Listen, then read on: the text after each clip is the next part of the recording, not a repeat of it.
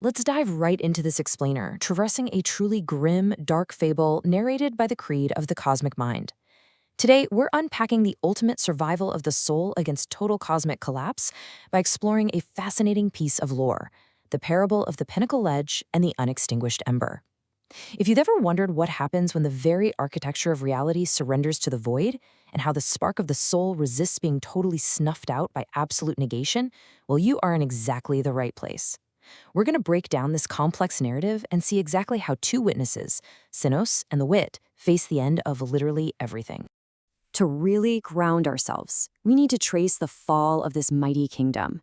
We start way back in the first epic of frozen perfection and gilded cages, moving through the final years where the surreal playhouse experiences a slow, colorful death.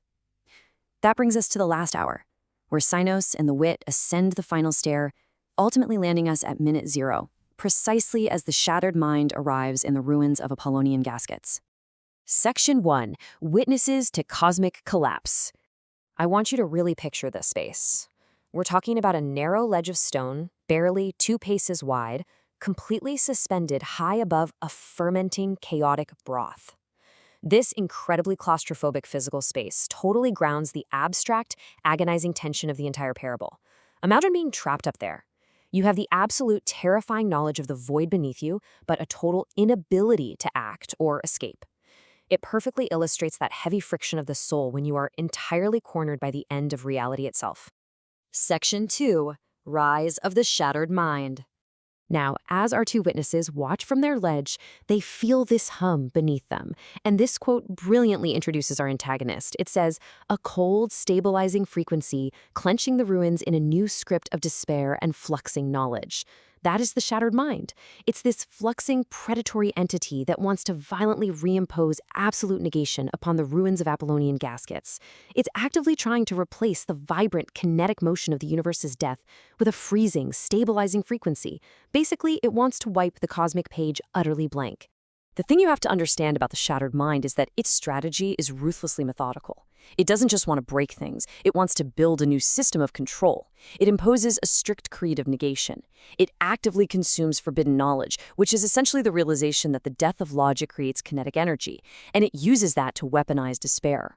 Ultimately, it's trying to build a brand new cage right on top of the old gilded cages, taking the natural discomfort the soul feels in the void and transforming it into this suffocating weight meant to extinguish the spirit completely. Which brings us to Section 3, the ember of discomfort. So, here is the absolute core of the parable, the ember of discomfort. As the wit points out to the architect, that agonizing friction they feel on the ledge, it is not a sign of failure. Actually, it's the exact opposite. It's the agonizing friction that lives between knowing the truth of the void and the inability to act within its ruins. It is the flickering remains of what the spirit was originally asked to be, long before it got trapped in those logical cages. As long as you feel that friction, your soul hasn't been closed out. That discomfort is literally the only evidence of the soul's survival. And this perfectly sets up the central cosmic duality of our explainer. On one side, you have the logic of the crucible, championed by the shattered mind. It's all about cold stabilization, a suffocating weight, and a frozen perfection that actively seeks to extinguish the soul. But on the other side, we have the spirit of becoming, represented by the ember. This is chaotic friction. It's visceral kinetic energy and a defiant spark that simply refuses to be snuffed out. It is an active, raging battle between freezing cold and radiant warmth. Section 4. Sinos, the submissive witness. Let's look at how this plays out for Sinos. Standing on that terrifying 2-pace-wide ledge, the former architect goes through a profound transformation. His crimson mask integrates with him, and he finally sheds what the lore calls his unearned majesty. He realizes that his old, obsessive desire for strict, static control was really just a mask for this very ember of discomfort all along. He finally accepts the cynical test. This realization is absolutely massive. Sinos learns that he doesn't need to control or architect the void to survive it. The quote says, "To be a submissive witness to the ruin is to protect that spark of discomfort from the freezing cold of absolute negation." By feeling the language of the all-consuming maw pulsing through his red runes, he understands that just being there, being a submissive witness to the ruin, is an act of ultimate defiance. You protect your spark simply by refusing to look away, by allowing yourself to feel that friction instead of giving in to the freezing cold. Section 5. The wit's cynical lens. But beside him stands the wit, wielding the unbinding power of the absurd, and their perspective offers a completely different truth. While Sinos internalizes the heavy friction of the void in this silent, watchful realization, the wit views the exact same collapse through a much more cynical lens.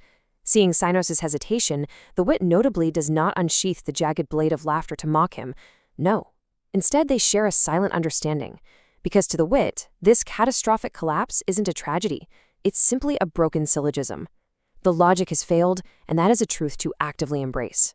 The wit recognizes that the chaotic broth fermenting below them is actual proof of life. The stifling traditions of the old world are dead, and the kinetic energy of the soul is finally breathing freely beneath the blood-slicked chaos.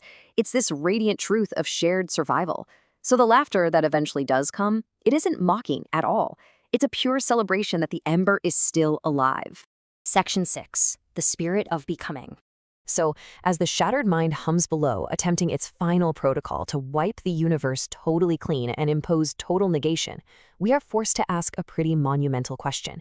If the cosmic page is left utterly blank by the shattered mind's arrival, what is actually left for the soul? If the architecture, the history, the reality itself are all rendered completely blank, what remains? Well, the answer is profoundly beautiful. What is left is a quiet, perpetual grave dance, happening in a space just 2 paces wide, for the ember that refuses to die. Sinos and the wit remain on that tiny pinnacle, proving that the spirit of becoming will persist, even in the most ignoble heart, simply by existing in that space of discomfort. The dark, fertile ground of the void cannot consume the spark, so long as the spark refuses to stop feeling the friction. I want to leave you with this final thought to ponder from the creed of the cosmic mind. We all face moments where the structures we rely on collapse into ruin. So when the architecture of your own world surrenders to the void, will you let the cold, stabilizing logic extinguish you? Or will you do what Sinus and the wit did? Will you embrace the agonizing friction, bear witness to the ruin, and fiercely protect your ember of discomfort? Because in the end, that discomfort is the only true evidence of your survival.